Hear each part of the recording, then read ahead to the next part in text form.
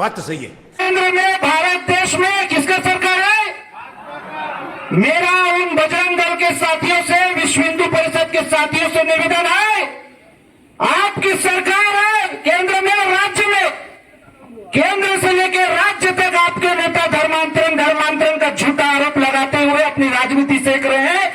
आप बजरंग दल के साथी, विश्व हिंदू परिषद के साथी अपने नेताओं को फोन करो, लेटर लिखो और जांच करवाओ पूरे छत्तीसगढ़ के हर जिले के चर्च में कि कहां जबरन धर्मांतरण किया गया है।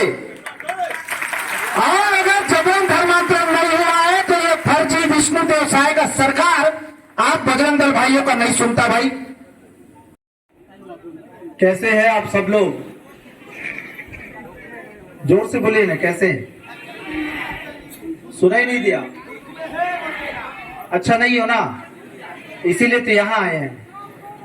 मैं भली बात ही जानता हूं कि सच में हम लोग अच्छे नहीं हैं। भले हंसमुख चेहरा दिखा के हम बोल लें कि हम अच्छे हैं, लेकिन सच्चाई ये है कि धर्म की आड़ में लूट की राजनीति ने हम मसीह मानने वाले लोगों का जीना हराम कर हमें दुख के दरिया में ढकल दिया गया है। और आज का वर्तमान स्थिति ऐसा निर्मित हो गया है जो वास्तव में किसी भी वर्ग हित हेतु ठीक नहीं है। और ये सब ठीक करने के लिए जिला प्रशासन के अधिकारियों को अपने कस्बों को याद करना पड़ेगा, उनकी जिम्मेदारियों को निभाना पड़ेगा। भारत के संविधान को असली मायने में पूरा गांव, शहर और राज्य देश ने लागू कर तो जरूरत आसे, और जब तक नियम कानून सही ने लागू नहीं हो दे तब तक लोग मन के नियम कानून चो पता नहीं चले, है कि नहीं? गांव ने कहा वैसे आचे लोग मन खुदा मार सो, धान के लूट सो, और गांव ने बहिष्कार करो उन जो जमीन पर कब्जा कर सो, हंस नहीं आएगा है। और ज्यादा होले लाठी नहीं, टंगिया नहीं, रापा नहीं, गईती नहीं, साबल नहीं, जोन सामान मिलो हाथ में उन सामान संगे हाथ पर फूट तो काजे टूट तो तक मार तो रहा है। और हुन मन असल एचो काजे कर सो, क्योंकि हुन मन के बिल्कुल मालूम ही नहीं है कि ये सब अपराध जो श्रेणी नहीं हुआ है कि नहीं। उन लोग को ऐसा लगता है कि हम लोग धर्म रक्षक का काम कर रहे हैं, जबकि सच्चाई ये है कि इनको कानून का पता तब चलता है जब वो थाना की दहलीज में आते हैं। हमारे बीच में कई थाना प्रभारी साथी लोग हैं, वो लोग अच्छे से जान रहे हैं। शुरू में घुसते हैं, मारपीट करते हैं, और जब वो लोग को थाना लाया जाता है तो थाना में वो लोग क्या मांगते हैं? मारने वाले लोग क्या मांगते हैं थाना में आके? माफी मांगते हैं। सही बोल रहा हूं मैं?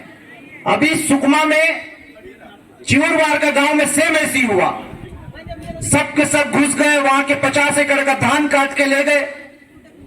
3 दिन तक कुछ कार्रवाई नहीं हुआ। चौथा दिन हमने वहां धरना प्रदर्शन किया, कलेक्ट्रेट कार्यालय का घेराव किया, और रात को ही गांव वालों को थाना गादीरास में लेके आया गया, और रात से ही उनका माफी मांगना शुरू हो गया। हम तुम्हारा धान वापस कर देंगे, तुम्हारा पैसा दे देंगे, हमको क्या कर दो। ये सब चीजों से, ये सब कृत्य से मैं आपको ये बताना चाहता हूं, इस मंच से जिला प्रशासन को यह बताना चाहता हूं कि लोग घटना को अंजाम देने के बाद माफी मांग रहे हैं। इसका मतलब यह है कि लोग वास्तव में कानून को नहीं जान रहे, नियम को नहीं जान रहे। समय है जिला प्रशासन को गांव में संविधान का प्रशिक्षण देना, कानून का प्रशिक्षण देना। गांव में वहां के सरपंच, गायता, पुजारी, पटेल भाई को बुला के बैठा के कानून के बारे में, अपराध के बारे में बताना। लेकिन बड़ा दुर्भाग्य है, कोई भी सरकार इस काम को नहीं किया। सबको धर्मांतरण एक बड़ा मुद्दा दिखता है कि नहीं? इतना आग लगा पड़ा है छत्तीसगढ़ में धर्मांतरण के नाम पे कि ये लोग अपना सही मायने में काम करना छोड़ दिए। इनको नहीं दिखता हमारे गांव में स्कूल फटीचर पड़ा है, इनको नहीं दिखता डिमरापाल में इलाज ही नहीं है, इनको नहीं दिखता है लोगों के पास पेयजल का सुविधा नहीं है। सत्य भले से कि नहीं? पूरा गांव नल जल चो व्यवस्था करून रखलो तो कौन घर में नल आवशे सांगा तो ऐसे मातर ये पूरा नेता मन के, ये पूरा धर्म रक्षक मन के खाली धर्म धर्म धर्म दखा ऐसे खुद जो पीला मन का जो स्कूल नहीं आए, खुद जो बायले पीला मन का जो इलाज करतो का जो अच्छा अस्पताल नहीं आए, खुद जो पीला मन जो हिड़तो का जो गांव ने सड़क नहीं आए कि नहीं? बायले मन उन 2 किलोमीटर 4 किलोमीटर जम नकी बूंद पानी की आंसू घर ने तेबे उन लेका मन धर्म रक्षक मन को तो घुट पानी के पीवा। और ये इसलिए है क्योंकि आपके और हमारे बच्चों को और जो भाई लोग इतना विरोध करते हैं, मारपीट करते हैं, उनको ट्रेनिंग ही दिया गया है कि तुम सिर्फ धर्म धर्म धर्म धर्म बोलो और कुछ मत बोलो, और कुछ बोलोगे तो विधायक को प्रॉब्लम हो जाएगा। अरे धिक्कार है क्षेत्रीय विधायकों को जो आप अपने आप को जनप्रतिनिधि बोल रहे हो, आपका इलाका जल रहा है। धिक्कार है तुम्हारा विधायकीपन, धिक्कार है तुम्हारा पावर पे, और धिक्कार है तुम्हारे राजनीति ज्ञान पर जो आप अपने इलाका को जलते देख रहे हो। मैं किसी पार्टी विशेष का जे नहीं बोलता, भाजपा के लिए खुल के बोलता हूं। जैसी नाम आता है नरेंद्र मोदी ना, इनका दिल का धड़कन बंद हो जाता है, दिल का धड़कन बंद हो जाता है इनके धर्म रक्षक लोग बेरोजगार जनों का। हमारे मेरे भाई विश्व हिंदू परिषद के मेरे आदरणीय भाइयों का इतना इनका आंख में चुभते लगते हैं हम लोग, है कि नहीं? बार बार रिपोर्ट लिखाने जाते हैं। मेरा सवाल है बजरंग दल के मेरे भाइयों से, विश्व हिंदू परिषद के मेरे भाइयों से, और दूसरा मुद्दा दिखता है कि नहीं? और तुमको दूसरा मुद्दा दिखता है कि? आज मैं फिर से इस मंच से बोलना चाहूंगा, आज छत्तीसगढ़ राज्य में भाजपा की सरकार है। आज केंद्र में भारत देश में किसका सरकार है? मेरा उन बजरंग दल के साथियों से, विश्व हिंदू परिषद के साथियों से निवेदन है, आपकी सरकार है केंद्र में, राज्य में, केंद्र से लेकर राज्य तक आपके नेता धर्मांतरण का झूठा आरोप लगाते हुए अपनी राजनीति सेक रहे हैं। आप बजरंग दल के साथी, विश्व हिंदू परिषद के साथी अपने नेताओं को फोन करो, लेटर लिखो और जांच करवाओ पूरे छत्तीसगढ़ के हर जिले के चर्च में कि कहां जबरन धर्मांतरण किया गया है। और अगर जबरन धर्मांतरण नहीं हुआ है तो ये फर्जी विष्णुदेव साय का सरकार आप बजरंग दल भाइयों का नहीं सुनता। भाई सही तो बोल रहा हूं ना? सरकार बजरंग दल के भाई लोग का है, सरकार विश्व हिंदू परिषद के भाई लोग का है। इन्हीं को बहुत ज्यादा टेंशन हो गया है। भैया जांच करवाइए आप, और जांच नहीं करवा सकते तो मैं इसी मंच से बोलना चाहता हूं, ये धर्म के नाम पे गंदा राजनीति खेलना बंद करो। तुम्हारे में दम नहीं है मसीह लोगों के ऊपर आंचल डालने का। सूरज को रोशनी मत दिखाना। ये मसीह समाज वो सूरज है जिसका इतिहास गवाह देता है। शिक्षा क्षेत्र में ताकतवर अगर कोई है, स्वास्थ्य क्षेत्र में अगर कोई है, अच्छा व्यवहार, अच्छा जीवन, अच्छा चरित्र देने वाला अगर कोई है, अब इस मसीह समाज को आप रोशनी दिखा रहे हो जो खुद सूरज है। ये एक पॉइंट में मैं बात को बोल के खत्म कर दे रहा हूं। ये रिकॉर्ड आप लोग सब किए हैं, मेरा सबसे निवेदन है सब शेयर करें, क्योंकि ये बात कोई मीडिया नहीं छापने वाला है। बराबर शेयर करो और हमारे भाइयों को चुनौती दो कि चलिए आप अपने मुख्यमंत्री को बोलो, गृह मंत्री को बोलो, प्रधानमंत्री जी को बोलो, अमित शाह जी को बोलो, हमारे किरण देव साहब है बोलो उसको, हमारा विनायक गोयल है टुकुर टुकुर कर रहा है, पूरा चित्रकूट आग लगा रहा है जाके। वो ऐसा विधायकी पद में तो आज तक नहीं देखा भाई। जहां पे आपका बिसपुर ग्राम पंचायत आपके विधानसभा चित्रकूट क्षेत्र के अंतर्गत आता है, वहां लोगों को चलने के लिए सड़क नहीं है। गड़िया का इलाका देख लो, गर्दा का इलाका देख लो, हालत खराब है। अभी हमारे यहाँ पे बैठे धुरा गांव के महिला है बेचारी, इनका पीड़ा को मैं क्या बताऊं, सब जगह वही हाल है। लेकिन छोटा संक्षिप्त में मैं आपको बताना चाहता हूं कि यह धर्म युद्ध नहीं है, मैं साबित कर सकता हूं। और यह धर्म युद्ध इसलिए नहीं है क्योंकि लोगों को आपका धान चाहिए, आपका जमीन चाहिए। सही बोल रहा हूं मैं? आज धुरा गांव के क्षेत्र में बेजा कब्जा काबिज अतिक्रमण करने के नाम से दर्जनों हमारे मसीह भाइयों के नाम से लौनीगुड़ा तहसीलदार ने नोटिस जारी किया है। ये वही तहसीलदार है जिसका काम है इलाका में संविधान का परिपालन कराना। मेरा तहसीलदार भाई से प्रश्न है कि ग्राम पंचायत धुरा गांव में क्या खाली मसीह मानने वाले बेजा कब्जा किए हैं और नहीं किए हैं क्या? 2 घंटा 4 घंटा 3 हफ्ते का कब्जा है क्या? 30-30 साल 20-20 साल से लोग रह रहे हैं। ये कौन सा संविधान का परिपालन करा रहे हैं? ऐसे फर्जी अधिकारियों को आईना दिखाना पड़ेगा। आप ड्यूटी करने आए हो, किसी राज्य सरकार का गुलामी करने नहीं आए हो। और किसी सरकार का किसी नेता का गुलामी करना हो तो ड्यूटी छोड़ो और नेतागिरी में आओ। ओपी चौधरी जैसे कलेक्टर साहब थे, नेतागिरी किए, अभी विधायक बन गए हैं। बिल्कुल बर्दाश्त नहीं होगा।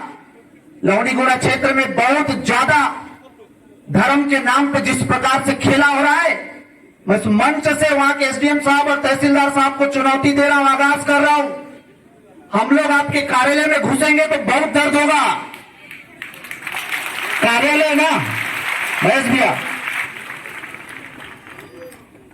और वो कार्यालय आपका बिल्डिंग वाला कार्यालय नहीं होगा, बहुत दिक्कत हो जाएगा। मैं आज आप सभी को बताना चाहता हूं इस मंच से, ये समस्या, ये पीड़ा आज हम लोग इसलिए महसूस कर रहे हैं, झेल रहे हैं, क्योंकि हमने कभी राजनीति में भाग नहीं लिया, हमने कभी राजनीति को समझा ही नहीं, हमने कभी राजनीति स्तर में अपना प्रतिनिधित्व भेजा ही नहीं। 2021 से लेकर 2024 तक मसीह समाज छत्तीसगढ़ में अपना मतदान देके हर पार्टी को अपना सहयोग दिया कि नहीं? एक बार कांग्रेस, एक बार भाजपा, एक बार कांग्रेस, एक बार भाजपा की सरकार आई कि नहीं? मेरे को बताइए, क्या छत्तीसगढ़ में मसीह समाज ने अपना प्रतिनिधित्व किसी भी सरकार से मांगा कि हमको ये दे दो, हमको वो दे दो? कभी बोला? और जिस मसीह समाज ने वोट के बदले आपको पावर तक नहीं मांगा, आज उसी मसीह समाज को दोनों के दोनों फुटबॉल टाइप मार रहे। मैं खुद अभी पासवानों के कहने के कारण मैं कांग्रेस गया, लोकसभा चुनाव में लखमा दादी का बहुत प्रचार किया। परसों नरसों देख रहा था, मेरा भाई दीपक बैज, बड़ा भाई है, असंवैधानिक बयानों को देते हुए देखा मैं। वो बोलते हैं भाजपा के विष्णुदेव साय सरकार को कि विष्णुदेव साय धर्मांतरण कराने में धर्मांतरण कराने को रोक नहीं पा रहा है, उसको चूड़ी पहन के घर में। तो क्या दीपक बैज जी आप धर्मांतरण रोक दोगे? विष्णुदेव साय चूड़ी पहन के बैठ गया है। समझने का कोशिश कीजिएगा। यहां लोग जानते हैं कि संवैधानिक बयान देना चाहिए, लेकिन नहीं पड़ा है किसी को सच्चा बयानबाजी देने का। मेरे को बताइए, ये कौन सा हिसाब से संवैधानिक बयान है? मेरा निवेदन है कि जो समाज आपको भन आग करके मदद कर रहा है, कम से कम उनके हित में संवैधानिक बात नहीं बोल सकते तो आग में घी डालने का काम बिल्कुल नहीं करे। बता दे रहा, चित्रकूट जीतना सपना हो जाएगा भाई के लिए। चुनाव लड़ ले। और यहां से चुनौती भी दे रहे हैं, हम कांग्रेस पार्टी में निकालना है निकाल दो। पहला ही तो हमारा समाज है, पार्टी नहीं है, पार्टी से हम नहीं चलते। अब मेरा निवेदन है, जो मसीह समाज से कांग्रेस के पार्टी के नेतागिरी में है, वो प्रश्न करे अपने प्रदेश अध्यक्ष से। यहां संवैधानिक बयान ये होना था धर्मांतरण को लेकर, जो कई कांग्रेस के विधायकों ने दिया है। भारत के संविधान अनुच्छेद 19 से 25 और 30 तक का पढ़ लीजिए, धार्मिक स्वतंत्रता को देख लीजिए, मौलिक अधिकार को देख लीजिए। धर्मांतरण करना है नहीं करना है, आपको धर्म बदलना है नहीं बदलना है, ये कौन तय करता है? व्यक्ति का अपना व्यक्तित्व तय करता है ना। अब वो धर्मांतरण करने जाएगा तो मेरे को बताइए किसका दम है वो रोक लेगा उसको? कोई रोक सकता है? मैं कल अगर धर्मांतरण कराने जाऊंगा, प्रधानमंत्री नरेंद्र मोदी जी भी नहीं रोक सकते मेरे को, क्योंकि ये मेरा अपना अधिकार है। कहां से साई जी और दीपक बैज जी रोकेंगे भाई? बात धर्मांतरण का है ही नहीं, बात इनको अपना वोट बैंक बचाने का है, जिसके चलते एक विशेष वर्ग मसीह समाज को आग में, और इसका सबसे बड़ा कारण है हमारा राजनीति में पकड़ नहीं है। इसलिए मैं बीच में मान्यवर कांची राम जी को पढ़ रहा था, जो एससी समाज के महाजननायक थे। अपने एससी समाज के लिए उन्होंने जान तक बाजी लगा दी, उनके लिए काम किया। उन्होंने कहा था, जिस समुदाय का राजनीति व्यवस्था में प्रतिनिधित्व नहीं है, वास्तव में वो समाज का कोई ताकत, अगर आज हमारे समाज के नेताओं को, गुरुओं को, सामाजिक लीडर्स को कोई राजनीति पार्टी तवज्जो ना दे, तो आप समझ लीजिए वास्तव में हमारे समाज के जो गैर राजनीतिक जड़ें हैं, उनको राजनीतिक जड़ें मजबूत करना पड़ेगा। प्रतिनिधित्व आप अपने बच्चों को भेजना पड़ेगा, आपके युवाओं को प्रतिनिधित्व करने के लिए उनको सक्षम बनाना पड़ेगा। उनको पंच, सरपंच, जनपद पंचायत, जिला पंचायत, विधायक, सांसद के लिए चुनाव लड़ाना पड़ेगा और यहीं से आपका पावर होगा शुरुआत। आज बताइए ना, कौन सा नेता हमारे बीच आया है एक भी विधायक हमारे? जनपद तो होंगे, बताओ, जिला पंचायत तो होंगे, जिला पंचायत सदस्य। एक बात है बस, आने वाला टाइम में भले कुछ लोग को अजीब लग रहा होगा राजनीति बात बोल रहा है बोल के, लेकिन बोलना पड़ेगा। आज अगर यहाँ राजनीतिक ताकत हम नहीं लिए तो आप मान के चलिए आने वाला टाइम में भी हमको फुटबॉल ही बनाएंगे।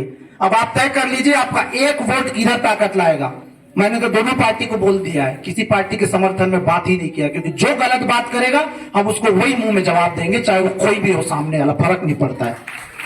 अब आज के वर्तमान स्थिति में जिस प्रकार से हमारे पास स्थिति बना हुआ है, वहां पर हम सबको, आपको सिर्फ एक ही बात जिता सकता है, वो है यूनिटी, एकता।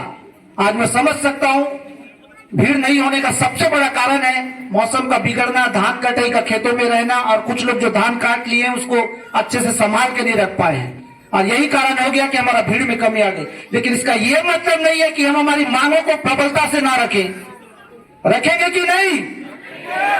अभी अभी हमारे आदरणीय धर्म गुरुओं द्वारा रैली का निर्णय लिया गया है। क्या कहा? हमको जाना है कहां? कलेक्ट्रेट दफ्तर। माननीय अधिकारियों का खबर आया कि रैली को अनुमति नहीं देंगे। सुन लीजिएगा ना, बाद में आयोजक टीम को मत बोलिएगा, मेरे साथ बहुत होता है। रायपुर वाले, इधर उधर वाले बहुत बोलते हैं, तू बताता नहीं है और ले जा धसा देता है बोल के, है ना। तो आज मैं आप सबको बताना चाह रहा हूं, हम हमारे न्यायिक संविधान लड़ाई लड़ने को आए हैं, और जो लड़ाई लड़ता है उसको थोड़ा ना थोड़ा तो चोट पड़ता है कि नहीं? मुकेश भैया, पड़ता है कि नहीं? कि सीधा हम ही जीतते जाएंगे, ऐसा है क्या? आज हम यहां से रैली निकलेंगे, आदरणीय पासवानों के नेतृत्व में 2-2, 3-3 लोगों की लाइन में कलेक्ट्रेट दफ्तर पहुंचेंगे और अपनी मांगों को प्रबलता से रखेंगे। रखेंगे कि नहीं? मेरा आप सबसे एक ही निवेदन है कि अपने आसपास होने वाली गतिविधियों को ध्यान रखिएगा।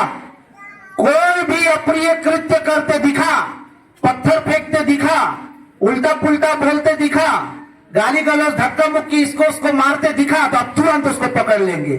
इतना कर सकते हैं कि नहीं? कर सकते हैं कि नहीं? क्योंकि मुझे भरोसा नहीं है बेरोजगार दलों पे, बिल्कुल नहीं है भरोसा।